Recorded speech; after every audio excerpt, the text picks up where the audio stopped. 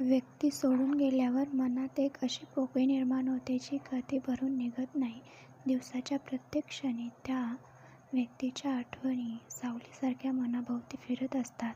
कधी हसण्याचा आवाजात कानात घुमतो, कधी बोलण्याचा गोडवा जागवतो.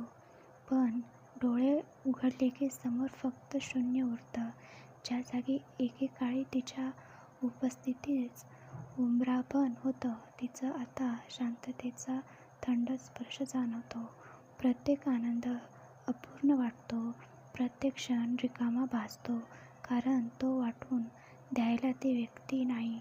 रात्री ही वेदना अधिकच तीव्र होते, डोळेही मिटते की आठवणी स्वप्नात भेटतात, पण सकाळी जाग आली की वास्तवाची ओसाड जाणीव पण भेदून जाते. लोक विचारतात, तू ठीक आहेस ना? आणि ओठावर हसू उमटतं, पण आतल्या आत एक अनोळख दाटून बसलेला असतो. वेळ जसजशी पुढे सरकते तसतसं हरवलेपणाचं ओझं आणखी जड होत जातं. ज्या क्षणी ती व्यक्ती दूर गेली त्या क्षणी जीवन थांबले असं वाटतं आणि आता उरतात फक्त आठवणी, कधी गोड, कधी वेदनादायक, पण नेहमी हृदयात कुरवाळणाऱ्याच.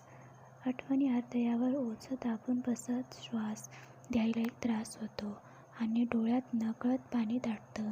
बाहेरून सगळं सामान्य दिसतं, पण आतून हळूहळू तुटत जाणं, एकटं पडणं आणि स्वतःलाच सावरणं, ही वेदना फक्त त्यालाच समजते ज्याने खरोखर कुणाला तरी गमावलं